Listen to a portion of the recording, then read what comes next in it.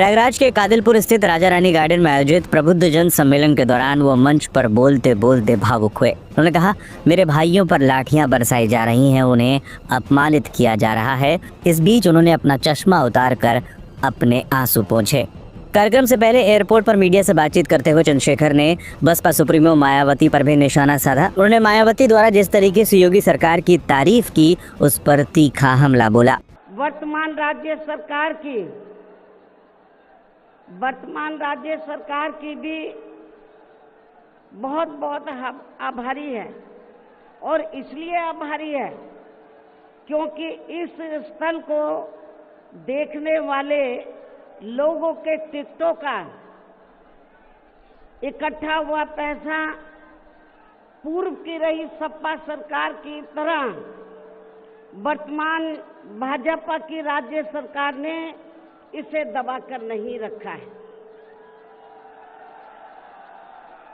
बल्कि पार्टी के आग्रह करने पर इसकी मरम्मत करने पर पूरा खर्च किया है।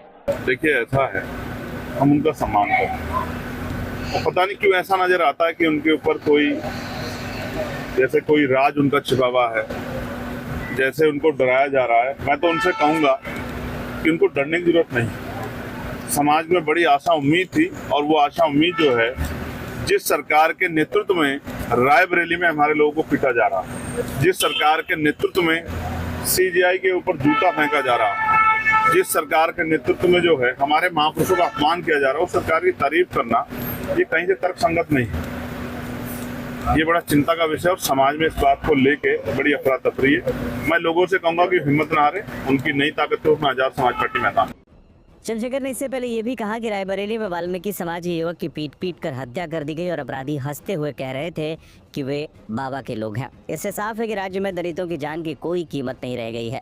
दलित समाज दबने वाला नहीं है। पता नहीं कल कौन सी लाठी या जूता हमारे सम्मान पर पड़ेगा, लेकिन हम पीछे नहीं हटेंगे। हमारे बड़े नेता कमजोर पड़ गए हैं, इसलिए आज संघर्ष की जरूरत और बढ़ गई है।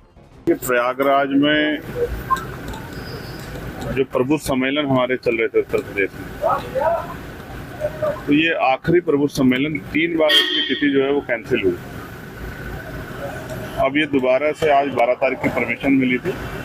हमने सहारनपुर से प्रबुद्ध सम्मेलन शुरू किए थे। ये अंतिम जो है न्याय की धरती, जहाँ से पूरे प्रदेश को न्याय की उम्मीद रहती, इलाहाबाद में आज खत्म हो गई। और उम्मीद है इस प्रबुद्ध सम्मेलन के जरिए जिस कार्य के लिए हमने शुरू किए थे कि उत्तर प्रदेश के पढ़े लिखे अधिकारी, कर्मचारी, रिटायर्ड जो हैं, जो बौद्धिक समाज है हमारा, वो इस आंदोलन के साथ जुड़ जाए, और इसमें हम काफ़ी हद तक सफल हुए। आज उत्तर प्रदेश में बहुत सारी चिंताएं हैं, और देश में भी जिस तरह का माहौल है वो किसी छिपा हुआ नहीं।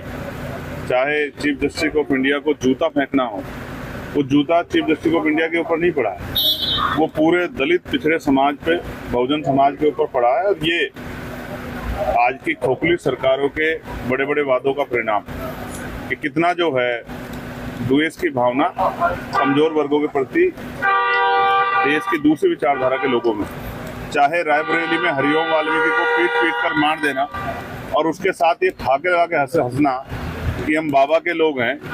ये बात इस बात का स्पष्ट उदाहरण है कि दलितों की हैसियत और दलितों की जान उत्तर प्रदेश में सुरक्षित नहीं। और कल जहां मैं गया था, वाई पूरन सिंह जो एडीजीपी रैंक के अधिकारी थे, उन्होंने सुसाइड किया। क्यों सुसाइड किया? क्योंकि उनको झूठे मुकदमे में फंसा के उनको अपमानित करने का प्रयास किया जा रहा। तो हमारा कोई व्यक्ति सुरक्षित तो है नहीं उत्तर प्रदेश और देश में। तो हमें तो अब ये चिंता हो रही है कि कल कहाँ से कैसे, कौन सी गोली, कौन सी लाठी, कौन सा जूता हमारे सम्मान के ऊपर पड़ेगा, और हमारे लोगों को जो संवैधानिक अधिकार मिले उनको कहाँ से कुचला जाएगा। ये बहुत चिंता का विषय है। पूरे समाज में डर भय का माहौल है। हम लोग कोशिश कर रहे हैं कि ये माहौल सामान्य हो, और आक्रोश भी। हम लोग दबने वाले नहीं, डरने वाले नहीं। हालांकि वो अलग बात है कि हमारे बड़े नेताओं ने ना जाने क्यों अपने आप को कमजोर कर लिया है, सरेंडर कर दिया, लेकिन Azad Samaj party Bhim army surrender नहीं करेगी। वो मजबूती से दलित, पिछड़े, मुसलमान, आदिवासी, अन्य हक वंचित समाज की लड़ाई को मजबूती से लड़ेगी उत्तर प्रदेश में भी और देश में।